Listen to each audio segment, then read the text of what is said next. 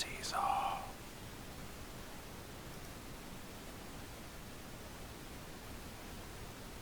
It is starting.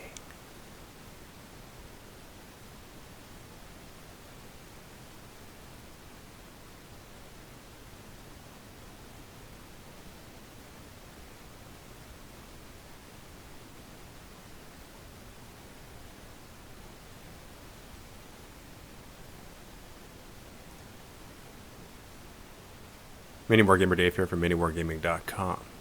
Welcome, Wargamers, to the Shrine of Chaos. The Shrine is where all things chaotic happen. Like today, for example. You didn't know this, because I didn't tell anyone, but I'm going to be giving away this guy right here. Who is he? Can you identify him for me? I think his name starts with an H. And his last name starts with a B. If I'm not mistaken. If you guessed Huron Blackheart, then you're right. He's going to be given away today. Also, Sky Shield landing pad. Going to be giving this away as well. Because, well, I saw it on the shelf. It's been sitting there for a while. And it just needs to be in someone's hands. And it needs to be assembled and painted and played with in battles. It's just too bad when that doesn't happen. Now, today's topic of conversation is going to be about 7th edition and how it has affected walkers. Now, what I'm doing is I'm going to make this a 2-part video. The first part is going to be this, the Shrine of Chaos, and it's going to be posted on the site. So if you're watching the recorded version, you can participate in the discussion, leave a comment below. And if you want to watch the second part, that's going to be in the vault. Now, that won't be posted until tomorrow. So if you're watching this on the website right now, it's already posted. So you can go ahead and click on the link below if you're a vault member after you watch this to participate in the discussion about the general rules and the general affecting of chaos that 7th edition has done. So that wasn't really proper grammar. There's a lot of changes to 7th edition, to Chaos into 7th edition, rather. But today, we're going to be focusing on the Defilers, here today in the Shrine of Chaos. Defilers, Mauler Fiends, Forge Fiends, Hellbrutes. Walkers are better. How are they better? Well, because vehicles are better. Why are vehicles better? It's because they're harder to penetrate. You need at least an AP2 weapon shooting at it in order for it to get an explodes result. That's just the way it is. So that's good. That's really good for all vehicles in general. Now, Defilers, being walkers, you got to fight against their front armor when you're fighting against them in close combat. See, now that's insane, because he's front armor 12, and so unless you have some sort of like strength 10 weapon, it's going to be difficult to hit him. Or maybe not necessarily to hit him, but to actually penetrate his armor from there. Let's not forget to mention the fact that he's got It Will Not Die. So in the event that he does have a hull point taken away, you have a chance of regaining it by rolling a 5 up at the end of your turn. The other thing, smash attacks. They've been nerfed. Yeah, there's no way around saying that. They're not as good as they used to be. So flying, or just any monstrous creature, whether it's flying or not, it doesn't have as good of an ability against vehicles, for one, and walkers especially. How do I know this? Because if Effie went up against a monstrous creature, I'm not going to say which one, because I don't want it to be given away, because there's been a number of them, but one in particular, he went up against him, and I thought that he was going to be completely dead, because in 6th edition, he would have been dead. He would have been killed before he had a chance to strike. But I chanced it. I wanted to do it. I wanted to experiment. And experimenting is great because it shows you things that you wouldn't normally see. Now, I don't typically put an extra close combat arm on him, but I did. I gave him an extra power fist. And so he actually had 3, which means he had 5 attacks base, which is great for him because he's attacking at strength 10. Now, he has pretty bad weapon skill. It's weapon skill 3. So he's going to most likely be rolling 4s to hit things that actually matter. But wounding, he's wounding on 2s. And, well, you know that it's going to be an AP2. So the chances of him actually doing something, killing something, is really good. It's really great. He's got a base strength of 6, but he's got all those power fists, and so you got to chew your way through those weapon destroyed results before he doesn't have those anymore. So he's hard to take down. And he's 4 hull points. That's just amazing. That's really good. Let's take a look at the live chat right now, just to see what the discussion is all about. Mystics with the puns. Yes, it would be difficult. Absolutely. The only thing Tau are good for are sacrifices. Shard of Darkness. I absolutely agree with that. You get chicken wings from a Demon Prince tonight. Target practice 2. How do spell familiars work in 7th edition? That is a good question, and I don't know, because I looked that up, and you know what? Hold on. Let's explore that right now. Let's do it on the fly. Because I read it, and it didn't really make sense, because how Psychic works is you have to roll a die at the beginning of the Psychic phase, which is after the movement phase and before the shooting phase.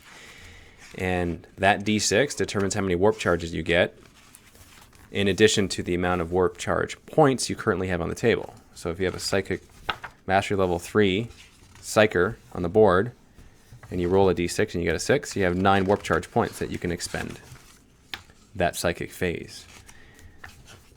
And so let's take a look at this ability here. Spell Familiar. A model with a Spell Familiar may re-roll failed Psychic tests. The Spell Familiar is always assumed to be on the same base as its master. If you wish to represent it separately, you can. However, the model itself plays no part in the game. If the model gets in the way, simply move it to one side. I love how 3/4 of that paragraph talks about the model of something that has no effect in the game.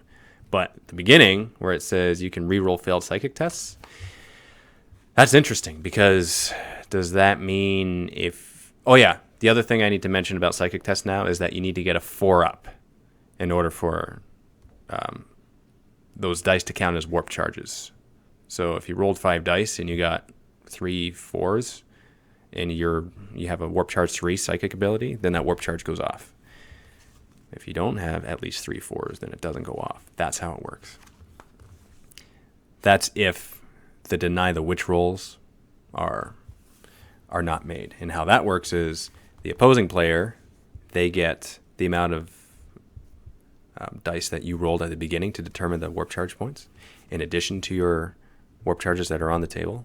So let's say I rolled a die and I get a 6, okay? And I'm the Psyker attacking. My opponent would also get 6 warp charge points in order to use those for denying the witch. And he's got to roll a d6.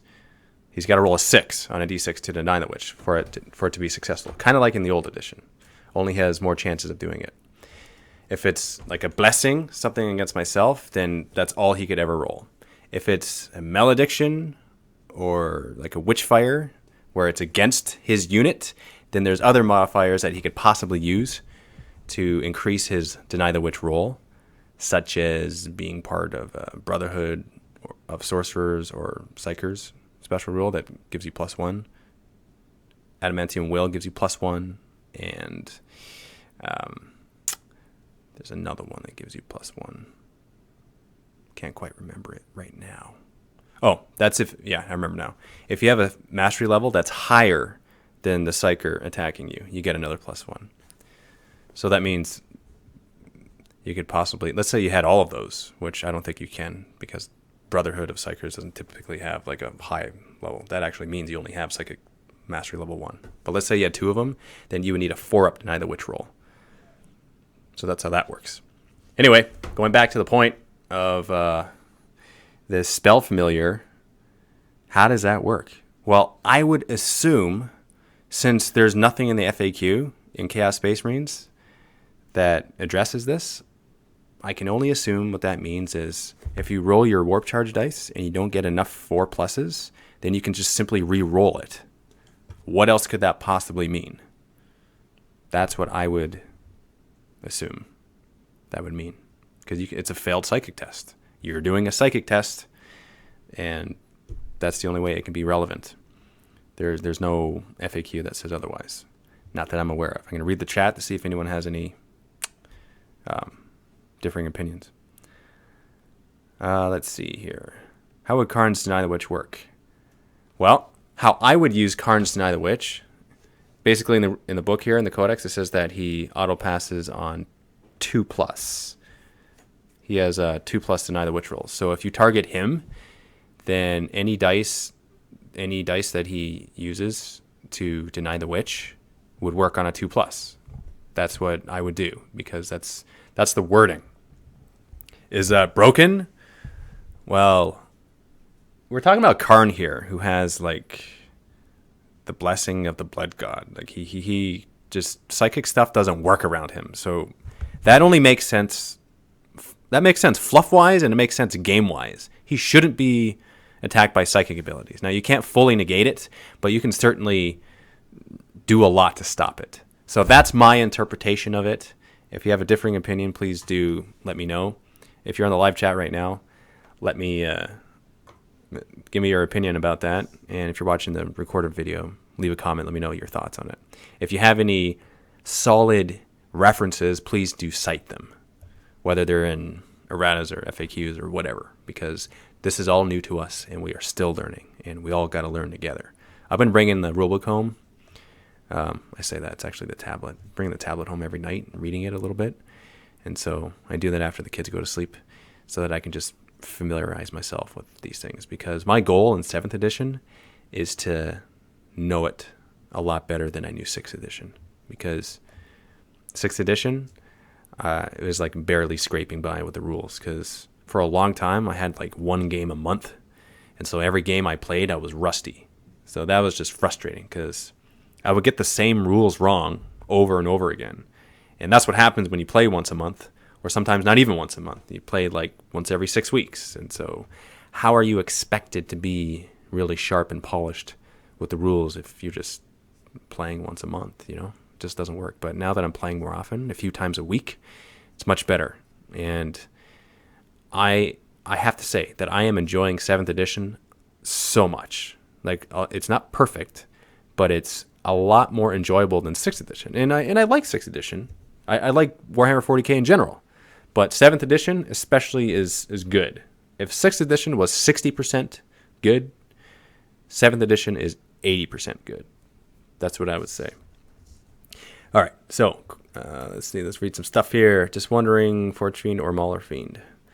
That really depends. Do you plan on shooting with your army or close combat with your army?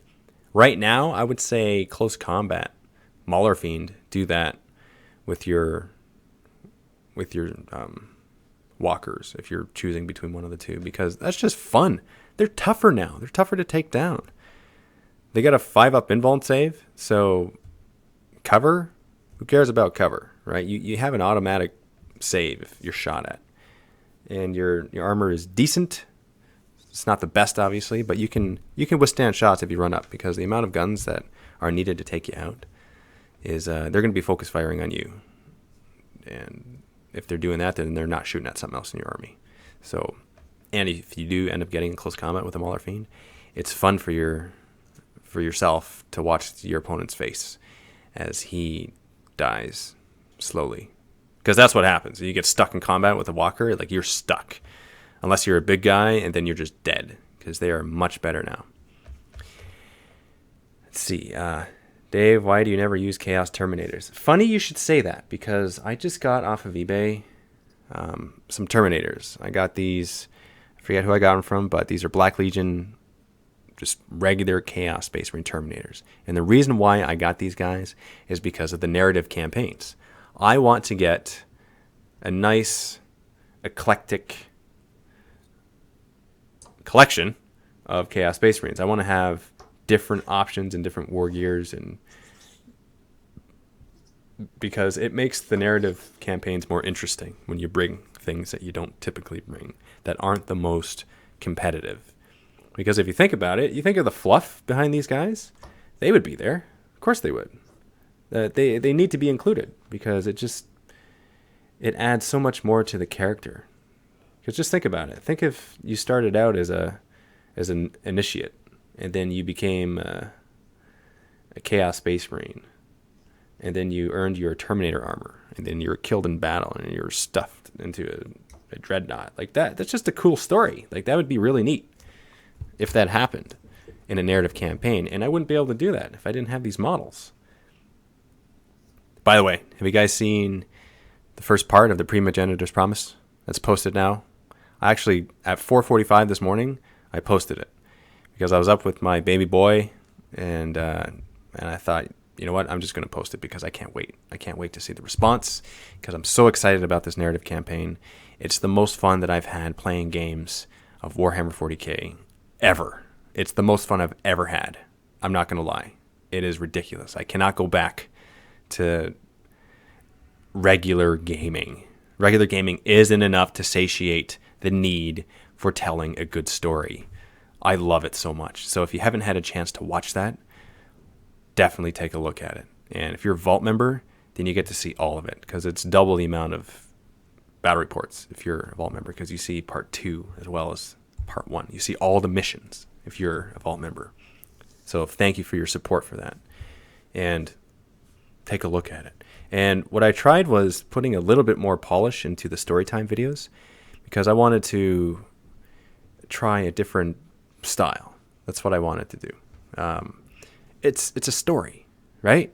You're telling a story. So what better way to tell that story than to have visuals that paint a good picture of what's happening on the battlefield? I think that's just a good way to do it. So if you happen to watch that storytime video for the Primogenitor's Promise, please do leave a comment on it and let me know your thoughts and feelings on it, if you like it and things that you would like to see, because I love doing it.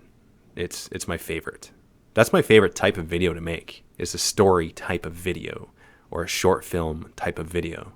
That's my favorite. And so adding that aspect or element into the battle reports is making it 1,000 times better.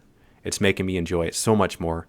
And I hope that translates when you're watching the videos, because it certainly does when I'm playing the game. I feel like I care so much more about what's happening because it's the characters become real to me. It's weird, but it's true and it happens. All right, let's go over to the comments here. Dave, would you be able to find use for the dimensional key? Dimensional key, that's the one where you, once you kill someone in a challenge or something, is that right? Then you can deep strike without mishapping? Or without scattering? Not without mishapping, without scattering? Is that right? I've never actually once fielded it. Not once ever.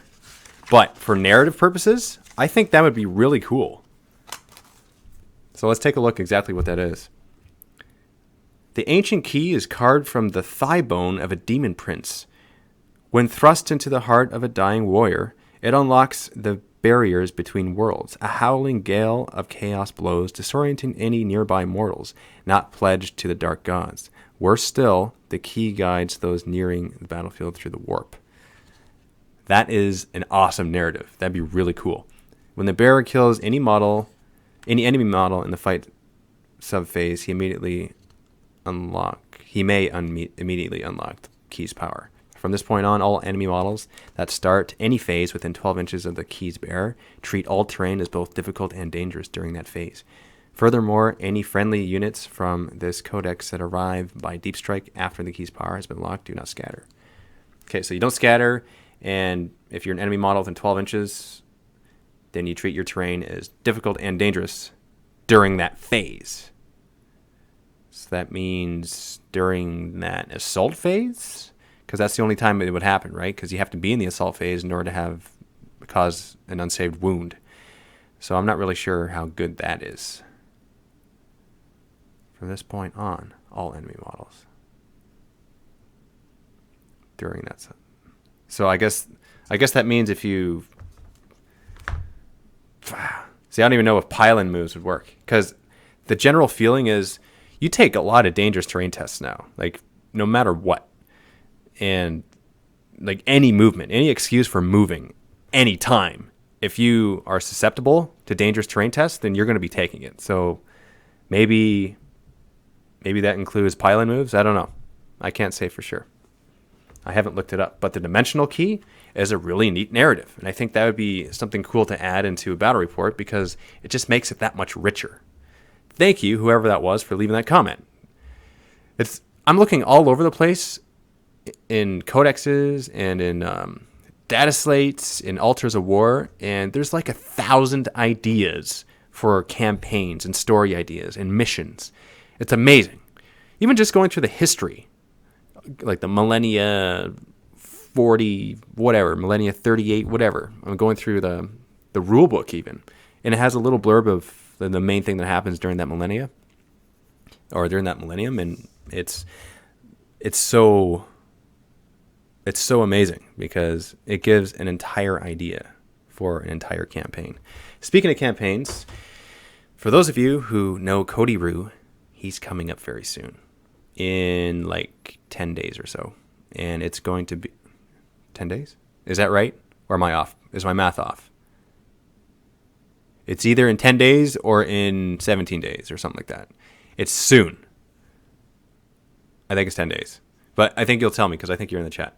Anyway, we are going to do a narrative campaign together. He's coming down for a week, and we're going to be filming a lot of stuff. It's going to be Chaos versus Orcs. And man, I'll tell you this. It's going to intertwine with the current campaign that I'm doing because crossover stories are interesting because then you can really appreciate the fluff that goes behind the missions. You can be like, hey, I saw that here when this does that. It's like watching a TV show and you're watching something and something happens. You're like, okay, whatever. And then it's referenced like 10 episodes later. You're like, yeah, that's why that happened. That's really neat. That's what I want to do with this. And I think it's a great way to do that. And I'm excited to fight Cody Rue because fighting Cody Rue at Valhalla last October was one of my favorite missions of all time. Missions, battles. I'm calling things missions now because it's all missions.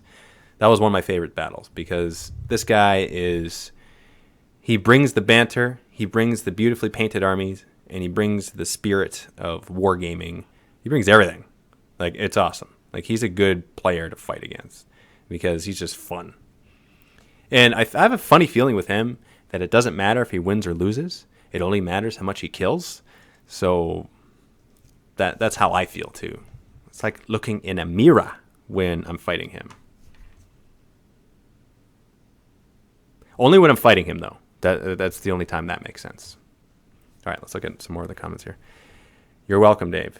Deldar666. You know, that's funny because there's a lot of comments coming up, and I just happened to look over at the two comments. One was the one that you left for the dimensional key, and the other one was you saying you're welcome after I said thank you. What are the chances of that? That tells me that I need to do that now. I'm going to write this down before I forget. Don't want to forget. Where can I write it? Sticky note. Right here. Use dimensional key in narrative bat rep. That's it. And what I do is I like to stick a sticky note right on my monitor. No, I'm not going to cover the chat. That doesn't make sense. I'll stick it on my monitor because I know for sure I'll see it. That's how I memento this sticky note. Guy Pearce, awesome movie, directed by Christopher Nolan, who did the Batman movies, who's doing another movie that's sci-fi that looks amazing. I think it's called Interstellar. Okay, anyway, let's look at some more of the comments. I had a friend that started playing Tau. We no longer speak. You know what? That happens. Things happen sometimes, and it's really, really all good. All right, so let's go and do one of these. Let's do one of these because this is just fun. If you're not sure what a Chaos Comet Bomb is, this is what a Chaos Comet Bomb is. I'm going to post a link in the chat, and if you're watching the recorded version, it'll be in the video description below. And it's a link to a YouTube video. And in this YouTube video, we leave a comment. And the comment could be something like, the Shrine of Chaos is upon you, or the Eye of Terror sees you, or Dave likes your videos because you're a good person who likes to eat candy. or you can just leave whatever you want. Those are suggestions. You don't have to put those things. But that's what a Chaos Comet Bomb is. And the idea is to explode his phone. So I just posted that in the chat. And again, if you're watching the recorded version, click on the link below. You'll see that there is going to say Chaos Comet Bomb, : This is a battle report by War Pigs Tabletop Gaming. And it's with Raven Guard and Chaos Space Marines. The Knights of Ecstasy, to be exact. And my guess is that they're Slaanesh. That'd be my guess.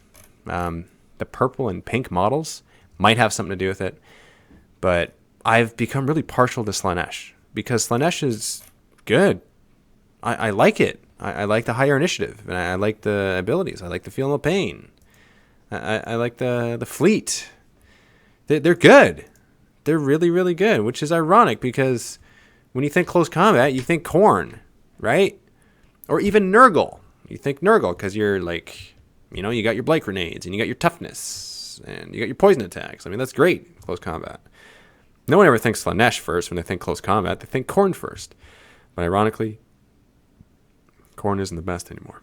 However, counterattack got better. So if you have the Mark of Khorne, you have rage and counterattack, you no longer have to make a leadership test in order for you to gain counterattack. You just simply get to have it, which is nice. That makes it a little bit better. Just a little bit better.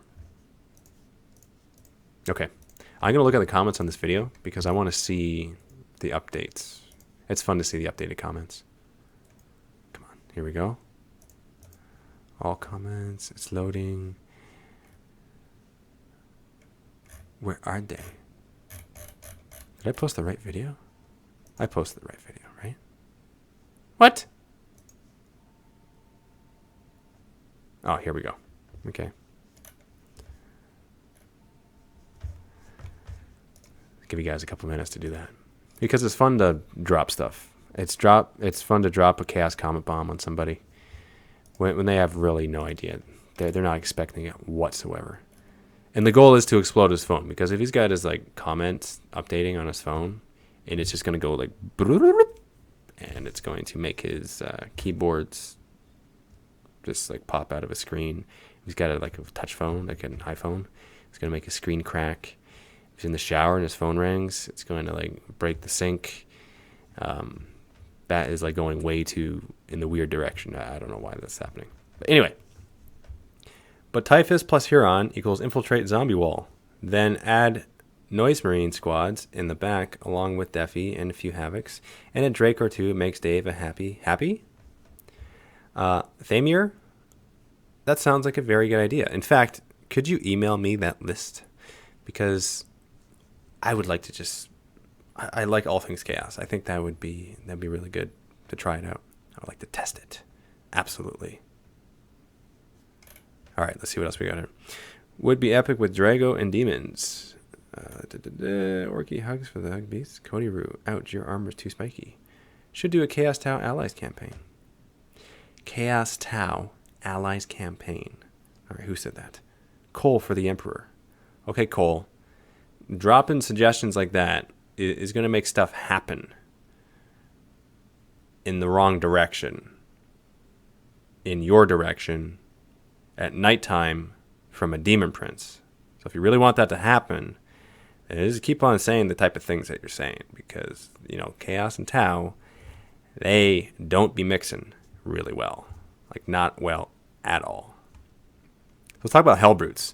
You know, something that's really fun about Hellbrutes is the data slate that you can use. You can use formations, and formations they count as detachments, and you can bring an unlimited number of detachments in your armies now if you choose to do a Battleforged army. Battleforged armies gain special benefits over Unbound armies. Unbound armies are like, bring anything you want, pretty much. You don't have to bring an HQ and 2 troops, you just bring anything. And it opens the doors for cheese. But if you're playing one of the new missions, then you're using the tactical objective cards, and that really doesn't matter so much anymore. The cheesiness, because troops choices trump non-troops choices, or even troops that are in unbound armies. So if you're both on an objective, one is an unbound troop choice and one is a Battleforge troop choice, the Battleforge one trumps the other, and it counts as holding it over the other one. That's one of the advantages. One of the advantages. There's other ones too, but that's a huge one. So that helps you to win the games, and that's really all that matters, right? Like having how many Riptides on the board, if you can't shoot through his entire army, then he won because he won objectives, and that's all that matters. Even if there's one guy left, man, one guy left. That's all that matters. So that, for some reason, reminded me of Craters. Craters have not so good of a save anymore. It's a 6-up save, and you don't place one after you blow up a vehicle, which I kind of miss. I like that about 6th edition, and I think that happened in 5th edition too. You would place a crater there, you get a 5-up save when you're inside it. But now that doesn't happen. And if there is a crater somewhere, that's just simple terrain. It's only 6-up. Unless you go to ground. When you go to ground, you gain a 4-up save if you do that. There's so much stuff I want to talk about. It's ridiculous. Like, so much stuff. And so, if you're a Vault member, watch that second video. It'll be posted tomorrow, Friday. And it's in the link below if you're watching the recorded video. Because I'm going to be talking about a lot of the changes. How the changes of 7th edition has affected Chaos Space Marines. Because it's more so for the better. A lot more so for the better. And it's just fun. They're fun changes. They really are. There's a couple that got nerfed, but that's bound to happen. Doesn't matter. It's like a luck of the dice. It's like roll a bunch of dice, and on a 2-up, that's how many more changes are going to be positive in your direction. That's kind of how I feel. But it's more so for the good. So, okay. What's our model count? What's a model count, you should say? That's the viewer count. Why do I call it a model count? It's because we collect miniatures. If that doesn't make sense to you, then I'm going to have to explain every little thing, and I'm going to have to explain why Chaos and Tau don't mix. And I really don't want to have to explain that right now, because we need to be focusing on more important things. What's model count? What are we at? 55. Okay, so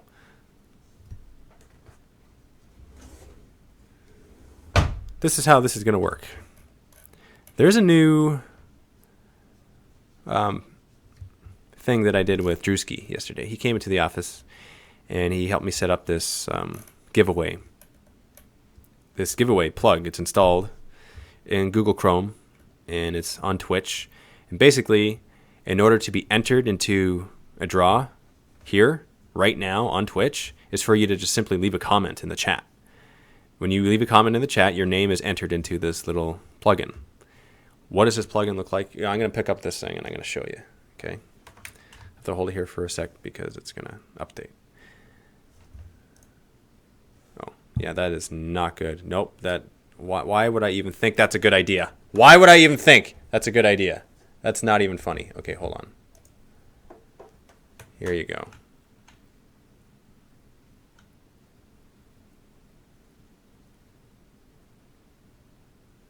Okay. No more of that. I didn't mean for you to see eternity. That's only for later. Okay. Anyway, I should have known that was going to happen. I wish there was someone here to add a sound effect to that, because that would have been funny. Anyway, leave a comment. That's how you're entered in. There's 55 people. Well, there's only 43 people that are in this thing. That means there's a good 12 people that still need to leave a comment in order to be entered into the draw. There's two things that are going to be given away today. One is Huron Blackheart. The reason why I'm giving him away is because I already have a painted one. I don't need two. He's a special character. You can't bring two in the same army. So what better way to utilize this guy than to give him away in the Shrine of Chaos? That's my rationale. 44. 11 more guys. 11 more people. That's what we need.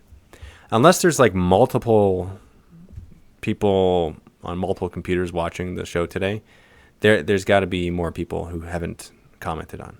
The other thing that I am giving away today is the Sky Shield landing pad. So that's something that anyone can use, even if you're not Chaos. And I thought I'd just like to mention that because it's always good to have extra terrain. I'm going to give that a minute because it takes a while for it to sink in. Because when you say something in the live show, it takes like a good 20 seconds for it to sink in across the warp ways because there's a delay. That's why. and that's why there's still only 49 people in this thing. What's the model count at right now? Anybody? 59. Is that right? So there's 9 people left still. How does that even happen? I don't get how that happens. Not at all. But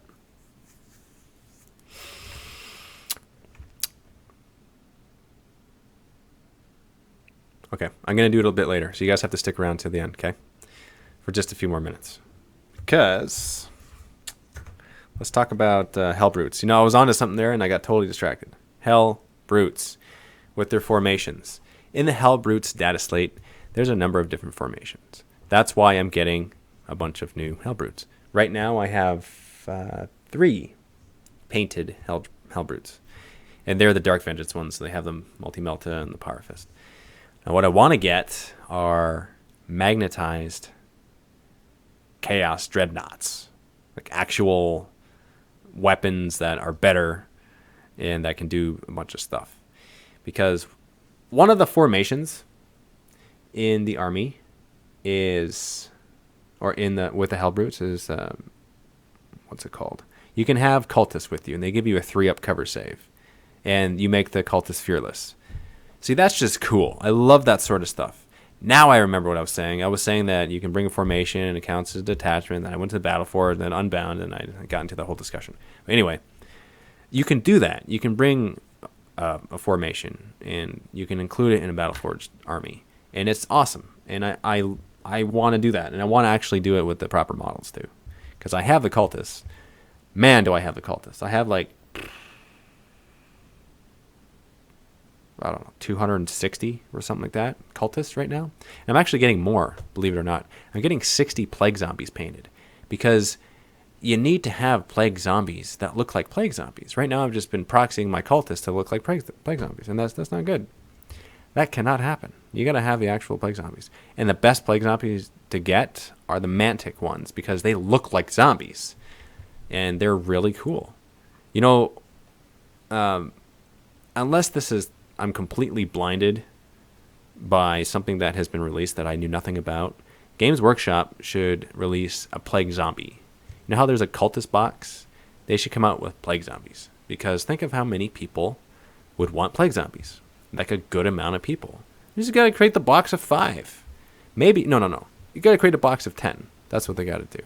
Those would sell like hotcakes. That's what I think. Because instead, I'm getting the mantic ones. Because they look great. They look like plague zombies. And that's what I want to do. Here's a question. Can Hellbrutes really have 2 missile launchers? Okay. In one of the last Shrines of Chaos, I said that because that's what Army Builder said. And then I referenced the codex, and you can't actually do that. So I was wrong. Actually, Army Builder was wrong, and I was trusting Army Builder. So that is incorrect. According to the codex, you can only have 1 missile launcher. Sorry to say. You can use leftover Forge Fiend weapons with the Hellbrute pretty easily. That's true if you want to do what now? Stompa with a landing pad for orc flyers and 2-stop rain. Yes.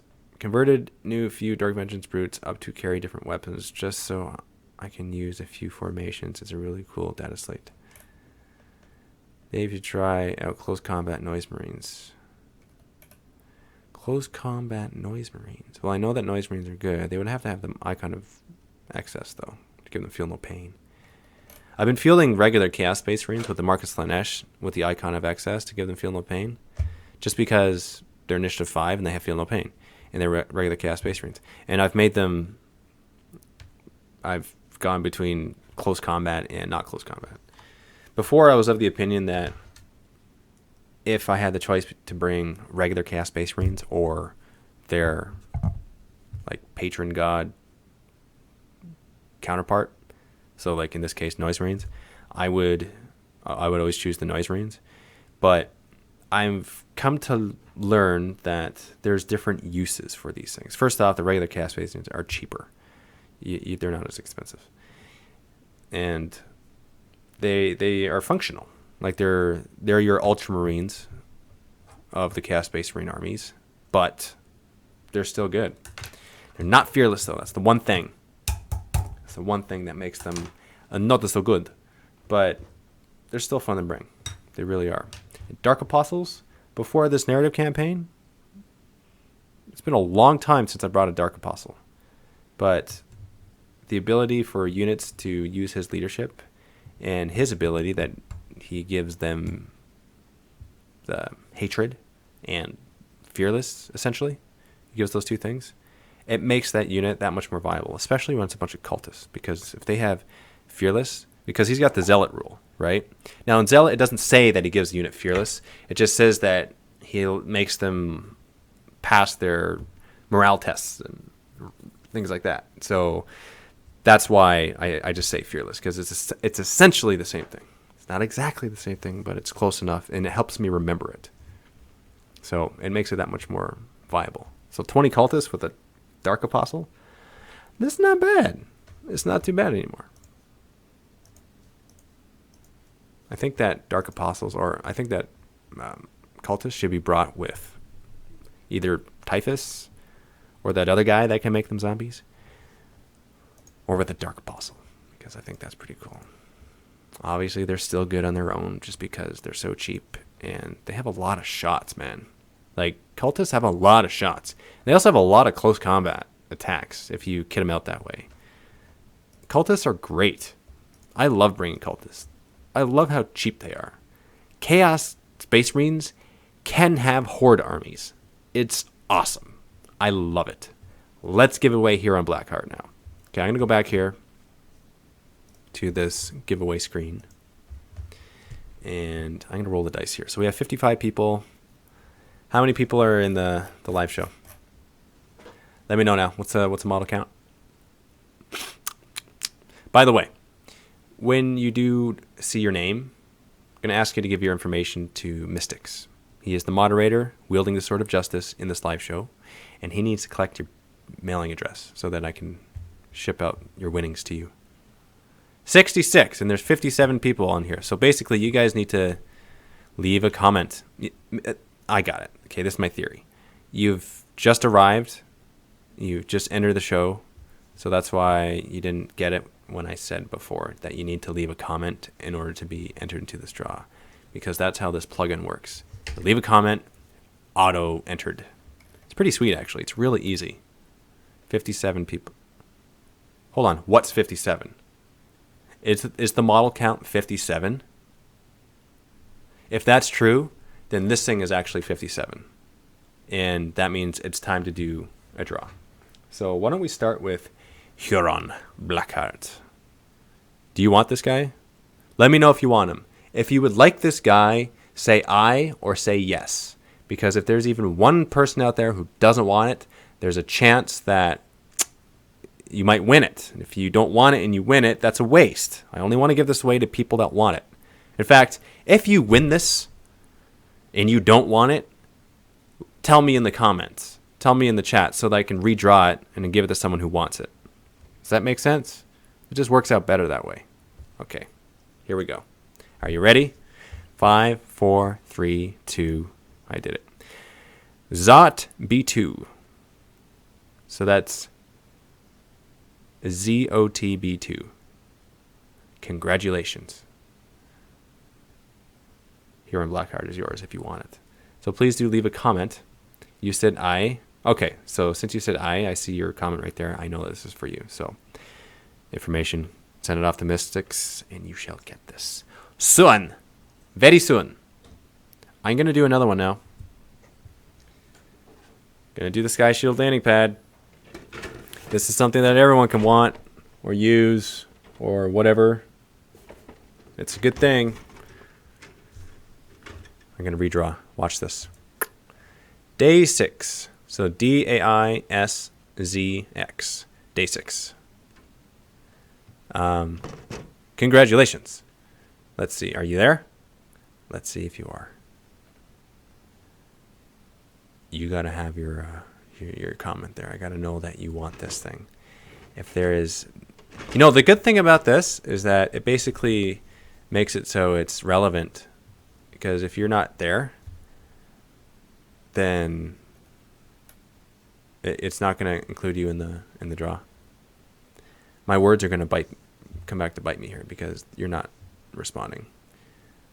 Should I redraw this? Where's day 6? No. Oh, never mind. I see it. Okay, there you go. Congratulations. That is your winnings. Oh, man, I want to talk about so much stuff, but there isn't enough time to do it. There isn't enough time for discussion. I will for a few more minutes, but it's nuts. 7th edition has really caused like this good ripple in this chaotic warfare universe of 40k, and it's made it so people are excited about playing again. At least that's how I feel. And maybe it's because it's coinciding with the narrative campaigns. That has something to do with it. But 7th edition has made it that much better. I just took one look over and I saw this thing. This is something that Eric French made that he sent me along with the rest of his models that I bought off of him. And these, my friends, are smokes, right? But what I'm going to be using these for is the portal glyphs. What are portal glyphs? Well, it's that special thing that you can purchase in a Chaos Demon army. It's an artifact, I believe. And basically it spawns demons. I did this in my last battle report, and it was so much fun. I loved doing it. And I'm going to put up a color for whatever comes out. Like, if there's a bunch of pink horrors coming out, that's what it's going to look like. Because that would just be cool, and that would make sense. If there's going to be a bunch of, like, bloodletters, then that's what it's going to be. If it's going to be Zinch, well, pink horrors are Zinch. So maybe these are demonettes instead, and then maybe these are the pink horrors. I don't know. Whatever it is, it's all good. I have a black one here. I'm going to have to use that for Nurgle. That's the default one, because I don't have a green one. Eric, should have made a green one, man, because there isn't a green one here. And I got to be all OCD like that, and it's got to work out in my favor. Otherwise, this guy doesn't sleep so well when... No, I'm totally kidding. These are awesome. Thank you. So I've been playing with the Chaos Demons a lot, so you'll see them in this narrative campaign, which is great. And the demons are perfect timing. I got the demons before 7th edition came out, before even knowing all of the psychic demon summoning abilities, and it was pure luck, let me just say. Like, that was lucky. Perfect timing, and I got a lot of them too, and they are beautifully painted. They are so good. And I can boast that because I didn't paint them. Well, I could boast that even if I did paint them, but it wouldn't be true. And it would make me look like a guy who's like really arrogant and conceited. But since I didn't paint them, then I can do that with free reign, without judgment coming back my way. Don't you like how that works? It's amazing. Also, I have to show you this because this just totally made my day when I received this in the mail. Can you see it? I hope you can see it. It may not focus on it, but I'm pretty sure you can see it. If you can't see it, the sign says Dave was here, and that's a dead fire warrior. So how perfect for that to be in the Shrine of Chaos. Yeah, no, it's not in focus. Maybe if I go back here, like back this way, you'll be able to see it better. That's awesome. You know what? I think it'd be really cool if there was like a whole terrain set of Dead Tau. I would use that in a battle report for sure. I think that would be amazing. Wouldn't you guys like to see that? I think that'd just be fun. Dave, would you consider Necron allies? I would consider anything allies, really. I'm of the opinion that 40k is much more fun now, so I'm willing to try anything crazy. Absolutely anything. And I'm excited to get those Titans in, because we got those Titans, and they're going to be coming very soon. And I'm excited for it. There's a whole bunch. We got a MiniWarGaming chapter, color scheme one. Then we got a Blood Angels one, and a Chaos one. And what's another one? I don't remember the other ones, because those were the ones that mattered most to me. I think that might be it. There might be one more. We either got 3 or 4. But either way, it's going to be amazing. It's going to be awesome. Really, really awesome. And you might be thinking, how can I use that Titan with a Chaos Space Marine army? Well, it's the new rules dictate that I can actually do that. I just can't keep them too close to each other, otherwise bad stuff happens. But I could still bring it in the army, and I think that'd be neat. Narrative-wise, it'd be really neat because I just make up some sort of story. It'd be like, they went in there and they took over the Manufactorum, and they pumped one out just before it was destroyed or retaken by the Ultramarines, but not before I was able to do the Black Legion color scheme on it. And that's why they have that Titan walking around. See, that's just a lot of fun to play that out. It'd be really neat. Even Tau? Of course not Tau. Why would you even... When I say all armies, I'm not including Tau. Like, what? If I say that I like cats and I would have any cat in my house, I'm not talking about lions. I'm talking about cats. There's a difference. I just thought of fish and chips, man. I would love some fish and chips right now. That'd be really good. Would you use a Tau broadside that had been nurgled? Doesn't matter what it looks like on the outside. On the inside, still be Tau, man. It would really matter a lot. That'd be not good. Bye, David. Bye, Cody. Bye, Cody. What? Okay, gotta go to my group meeting. No! Okay, no. Okay, he just left. Okay. Bye, Cody Roo. I shall see you very soon. And when we do our bat reps together in our campaign coming up very soon, it's going to be so much fun. I can't wait. My son's playing the Eldar right now. Your son is awesome. I love that.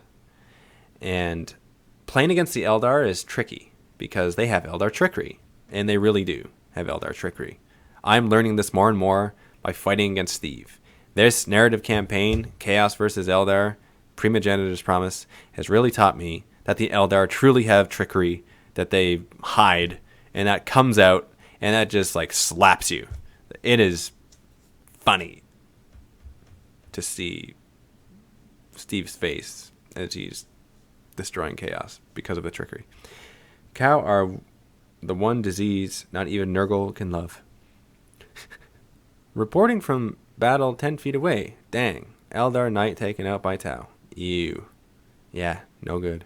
Where did Captain Slaughter go? Funny you should say that, because I was just editing an episode today.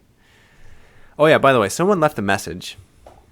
Made it sound like someone called me. Someone left a comment on the video today, and the comment was, Dave, you should do a narrative campaign with the 40k rejects. And I thought to myself, why did I not think of that before? Wow, that is a good idea. I think Matt actually had that idea like a long time ago. I just forgot it. But it was such a light bulb in my head that it's got to happen in the near future. That would be the best of both worlds if that happened. Do you guys agree? Would you want that to happen? Would you see it? Would you watch it? Would you enjoy it? That's the question of the day. Dave, you should try out Close Combat Noise Marines. Hey, you said that before, and I commented on it already. Dave, you should try out Close Combat Noise Marines. Hey, you said that again, and I commented it again. CC, well, blood for the blood god and all that, so... Yep. What about a Tau Crisis Battlesuit being controlled by a Plague Bear? See, now controlling models, that's different. If I had like a sorcerer that was able to control models, like mind control, then that's a different story, because then you're making them do things against their will, and that is the best form of control. Where is Joe with his Eldar? Well, Joe is alive, and he's running marathons. That's what I know. And I know that I miss Joe, and that I would love for him to come back and make more videos. And for those of you who don't know who Joe is, because it's been so long since he's been in a video that you haven't seen him yet or know who we're talking about, Joe is... He's actually in quite a few of the most viewed MiniWarGaming videos from way back, like almost 7 years ago. He is in the number one viewed video that we have, To Feel the Demon Prince. He's the guy that's in that movie. It's not a movie. I wouldn't even call it a short film. I did in the title, but it's just a video. It's an internet video. It's not even a web series. It's only one episode. But it can't be an episode of something because it's part of a series. So it's just a video. That's the truth. That's what it is. Yes, Dave, I would join the vault for that. Eldar and Tau are the enemies of Necronic Chaos. You would join the vault for what? Plasma Painter? Are you talking about a 40k rejects narrative campaign? If you were talking about that, then that motivates me even more to do it. Dave has to do the entire video in the rejects voices, though. Are you talking about, like, doing a voiceover? Oh, by the way, that reminded me of a battle report that I did a few years ago. It was like 2 or 3 years ago. I did it with Dan, and I did that where Captain Slaughter was doing the voiceover for the battle report, and it made me think. It made me think that that was actually... It's a narrative battle report because there's a story behind it, and there's stuff that's happened. There's characters. There's the rejects characters in the thing.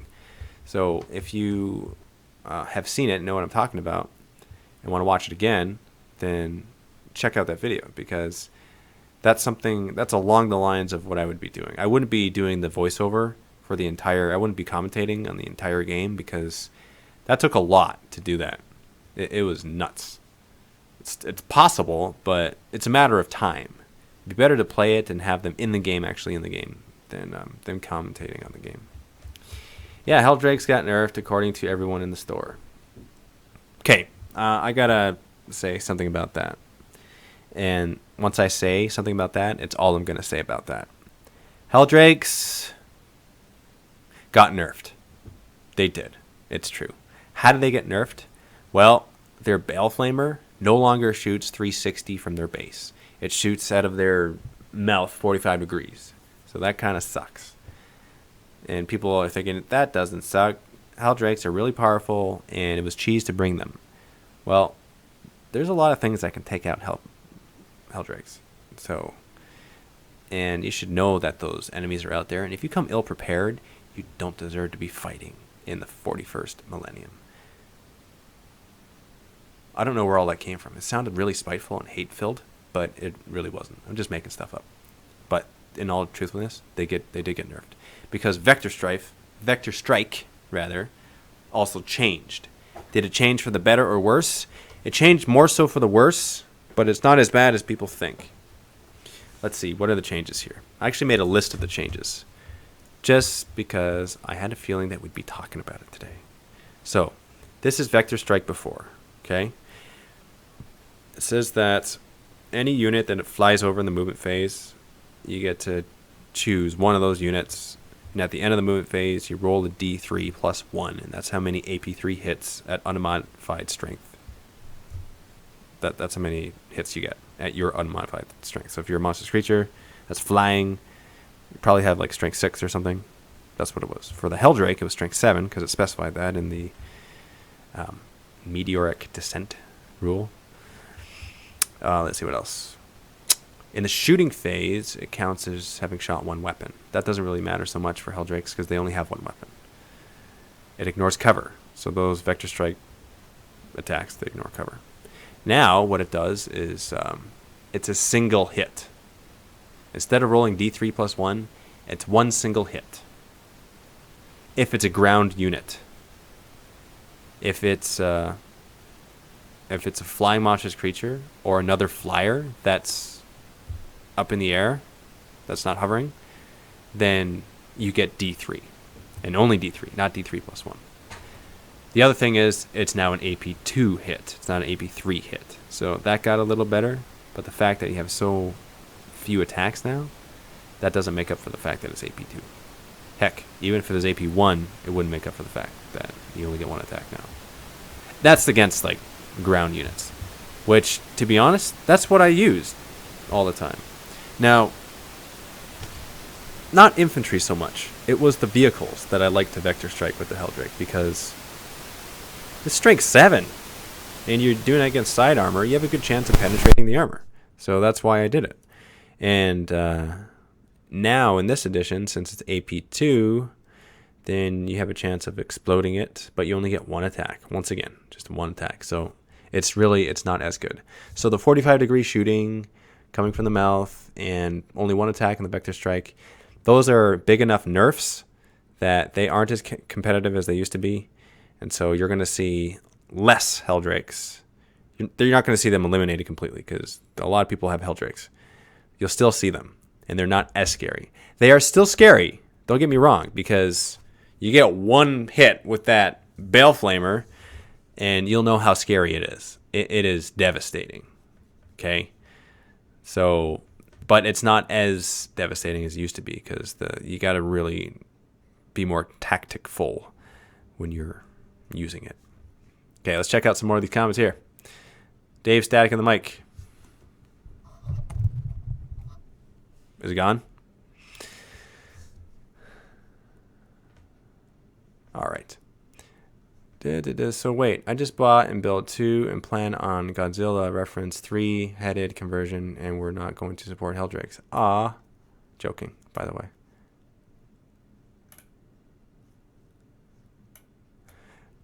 Would you use a piece of terrain that is a bloodied and destroyed Tau battlesuit? I have been considering making one and sending one to you. If you did that, I would definitely use it. But if you do that, can I request that you make it in this color scheme? Actually, here.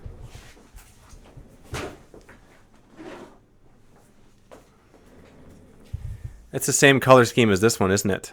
This is another crash landed Tau thing that I will be using in a battle report. That'll be fun to do. If that is sent to me, then I will use it because that's a fun piece of terrain that needs to be shown to the world. Absolutely. Dave, what is the best loadout for a Defi? Let's see. Depends on what you're using him for. The default loadout, he's got his battle cannon, Reaper autocannon, heavy flamer, 2 power fists. Like, he's pretty good as it is. I would give him Warp Flame Gargoyles to round out his points because then he becomes 200, and that's good for my OCD. But not only that, but it gives you Soul Blaze. So I would give your Defi Warp Flame Gargoyle for sure. Definitely. It doesn't hurt. It might kill like a couple guys extra, but that 5 points for a couple guys is probably going to be worth it. Also, if you're kitting him up for close combat, yeah. See, now, disputably, the Mauler Fiend is better in close combat. First off, he just moves so much faster. And he can... he's not affected by difficult terrain. Although the Forge Fiend is. I got that rule wrong in the last bat rep. Because I got the Forge Fiend and Mauler Fiend mixed up. Because I never bring them. But it's good that rules are wrong sometimes. Because then you learn from them. But would I give him a close combat, an extra close combat arm in place of maybe a twin-lit glass cannon? I have done it before, and it's worked out really well for me. Would I do that competitively? No. But you know what? I don't play competitively. I play for fun. And I play just to see stuff die. So what's the best loadout? I like to put a twin-lit glass cannon on him because then I can snap shoot it after I shoot my battle cannon.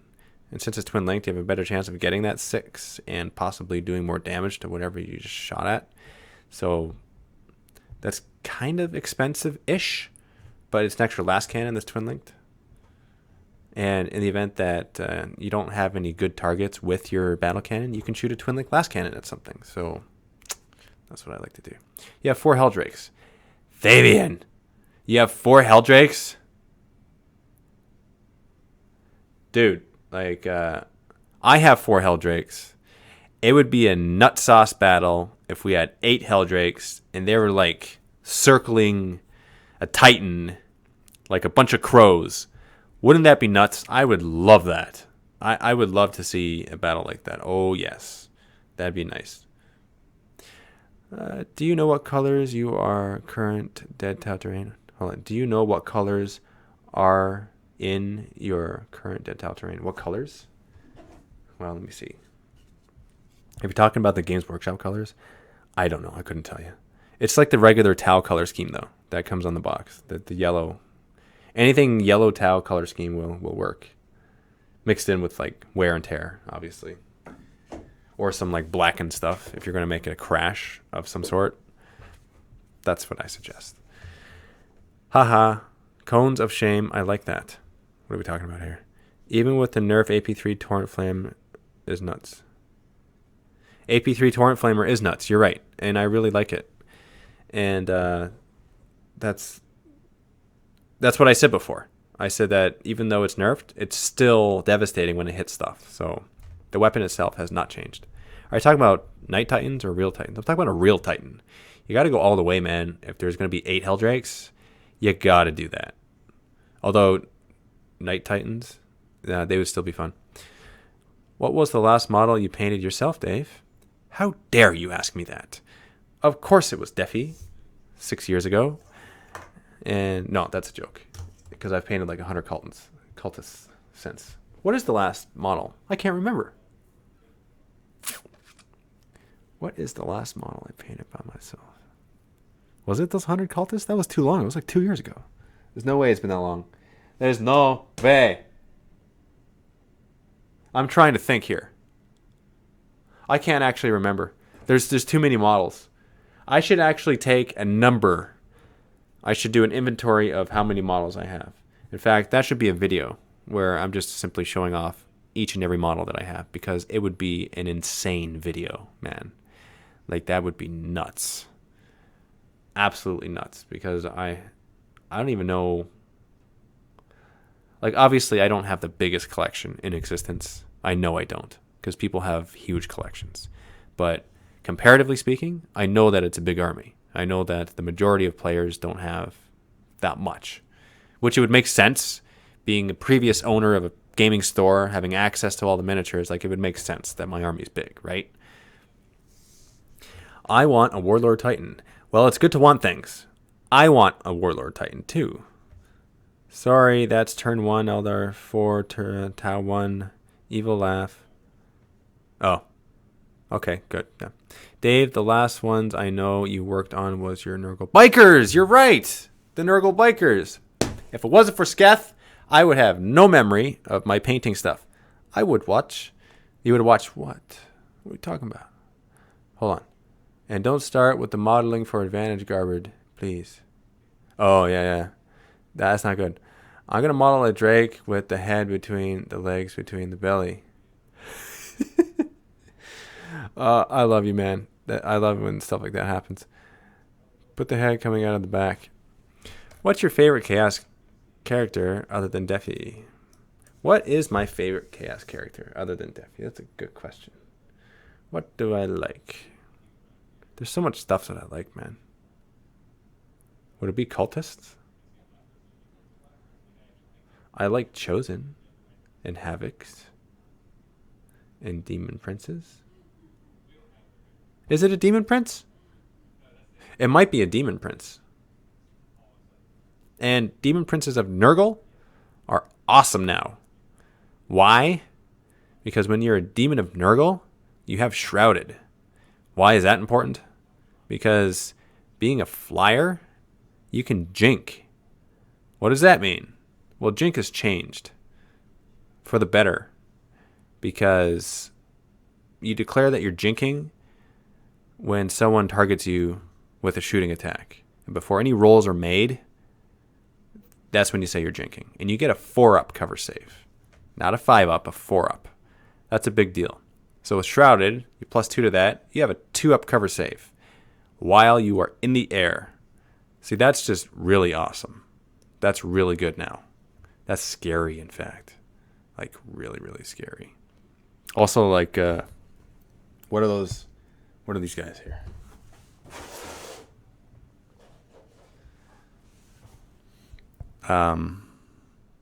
Plague Bearers? If I'm not mistaken, they have the Shrouded too, because they're Demons of Nurgle. And so when you have them in Ruins, they have a 2-up cover save. That's awesome, because their invulnerable save is only 5-up, man. That's the Demons army. I've realized that they're squishy. But the good thing about them is that you can summon them. Oh man, can you ever summon them? Again, I'll be talking more about this in the Vault video, because we don't have enough time. I will take one call, though. Just one before we go. Oh no. Phone's not in here. Oh no, it's right here. My bad. Oh, the battery's dead. No. I'm gonna have to grab the phone in the other room. Don't stop calling though. Oh, haha. It might help if I do this. Actually, show the number to call. Give me 1 sec. I gotta get the phone.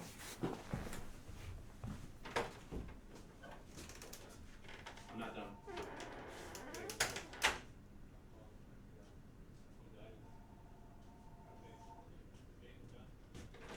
How you doing?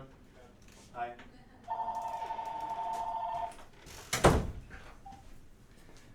Welcome to the Shrine of Chaos. Do you collect Tau?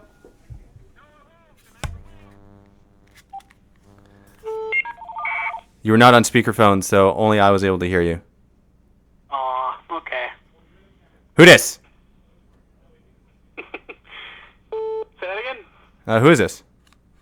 It's Skez. Oh, yeah, that's what I said. All right, how's it going, man? Weird lag or what's going on? How are you doing? You got some, you got some 7th edition chaos talk for me right now? Yes, I do. I got a question about plague marines and rhinos. Okay, what's the question? All right. Well, basically, with the new whole damage chart and not instant exploding things unless you got AP 1 and 2 kind of stuff, do you think bringing a 10 squad or a smaller squad of plague marines and rhinos is actually more viable now? And how would you kick them out? Well, let me tell you. I have found recently that bringing smaller squads of guys is a viable option. And the reason why is because vehicles are tougher to crack. So you're not just like, driving a bunch of coffins up there. It's harder. It's not impossible, but it's harder to get vehicles to blow them up, right? Smaller plague marines because they're a good amount of price. What would I kit them out with? I would kit them out with plasma guns because if you do roll 1s to get hot, like you can, you have your feel no pain in addition to your save if you happen to fail it. So the chances of it gets hot roll killing you is slim. Yeah, that's true. Yeah. And, man, they're poison weapons. Oh, yeah, poison also changed. So, yeah, poison changed because you have to have a strength that's higher than the toughness of your opponent in order to re-roll your fail 2 wound rolls. It's not just the same anymore. It has to be 1 higher. Wow, I actually messed up my first 7th edition game then. No wonder it was killing so easily. Really? Okay, but if you were ignorantly cheating, then it doesn't count as cheating, man. Like, it's all good. I was reading it out of the Chaos Space Marine Codex, and I was talking to the store manager. He was like, yeah, it works just like, toughness, and you're done. I didn't know it had changed. Yeah, it has to be 1 higher. Yeah, that's the one thing that changed. So that's a bit of a nerf. However, with Plague Marines, it's only really matters when you're fighting Space Marines. If you're fighting like your Xeno scum, then you're fine. It's the same difference. You can still reroll, right? Yeah, like fighting Eldar Guardians. That's fun. It's fun to do that. Yep. Yeah, I like it. It's all goodness. Or guardsmen. Yeah, that counts. In droves. Tyranids. Yeah, Tyranids work too. But yeah, it's I would go lesser squads because then you can bring more of them, and then there's just more stuff for the army to contend with. So mechanized. Not a full 10-man squad then. I wouldn't bring. Well, not that I wouldn't bring a full 10-man squad, but if I had a choice over like 3 10-man squads or 6 5-man squads, I would go with the 6 if I had the points to do it. Because it's just more targets for your guy to crack, man, and it's harder. Well, that sounds good, then. Because, I've got about... Wow, I just bought a new box of Chaos Space Marines, so now I've got almost 30. I'm just, thinking, Land Raider, Rhinos, how do I want to, put these guys into people's faces? Come on. So, yeah. I remember Thavian said, don't bring transports anymore back in 6th edition because they get popped first turn and first blood and all that other stuff, and just now I'm going to have to run 2 Rhinos with 6-man squads, Plague Marines, and then 1 giant blob squad. Yeah. And cultists? And of course cultists. Or zombies? Yeah, zombies. So, okay, this is my prediction. I predict that we're going to see a lot more mechanized armies now. because Yeah, I would agree with that. Yeah. yeah, they've made it more viable. Like they're not impossible, but they're more viable. No, just the whole non-auto explosion brings the Land Raider back, and I'm so happy now because I've had one for like 2 years and I haven't been able to use them. Well, for long. No, Dude. Turn one gone. Dude, I gotta tell you, man. Okay, I had a battle report recently, and I'm not gonna tell you the outcome of the game because I haven't posted it yet. But I brought 3. Okay, well, that's good. I bought this. I'll just tell you one aspect of the game. I brought 3 Land Raiders, and it was difficult for my opponent. Like it was hard for him to do anything to the Land Raiders. Mm-hmm. Okay, like he didn't take out a single Land Raider. Awesome. Okay, now that doesn't mean that I won or lost the game. Not going to tell you, but the Land Raiders themselves survived the game. Sounds good. Okay, so now that's bringing 3. Now some would argue that that's like, oh, why would you do that? You know, that's kind of cheesing it out. But is it? Is it really? Because you got Unbound. Cheesing it out would be bringing 3 Helldrakes and 3 Land Raiders and, you know, I don't know, all just cultists to get the whole troop fortified, whatever it's called, secured rule. Oh, objective secure? Yeah, objective secure. That would be cheap. Just a bunch of cultists and then those 6 pretty hard to deal with guys. Yeah. Yeah, and man, like you can bring just Land Raiders and Helldrakes if you wanted to in an unbound army. Or just Land Raiders and cultists. Yeah. You can do that too. That would be even worse. Yeah. Ooh. Just see that, just a bunch of zombies, 5 Land Raiders. Yeah. Yeah. That'd be good. But man, have you summoned demons yet? No, I haven't, but in my very first game of 7th edition, my champion, the main guy for my Plague Marines, rolled double 6s, became a demon prince on the boon table, and it was just like, awesome. Never gotten that before. It's just like first game of 7th edition. Seems like I'm going to have a good time in 7th edition. Yeah. That is, I don't think that's actually ever happened to me when I've rolled on the Chaos Boon table. Oh, really? Yeah, and out of all the times I've rolled on it, it's not happened to me in-game. Like, it's never happened. Well, I guess we got to get all the nerdlings together and kind of force that on the dice next time. Yeah, absolutely. But, let me just say, summoning demons is so much fun. Oh, man, is that ever fun. What if I had models? Exactly. It's actually a rule that you have to have the model. You can't just proxy. That's actually an anti-Mark of Dave rule that they came up with. And anti-Mark of Dave. Well, on the subject of the 10-man squads of all the different Chaos Gods, which box would you suggest a person who doesn't have a single Chaos Demon? Like, you know, Nurgle, Slaanesh, Zeech, or Khorne. Which, you know, Bloodletters, blah, blah, blah. Which one would you pick first? That's a good question. Well, if you have... Because they're all close combat, right? Like, there isn't a single shooting attack. I think so. I'm not familiar with Chaos Demons yet. Yeah, like, I can't think of one that's shooting.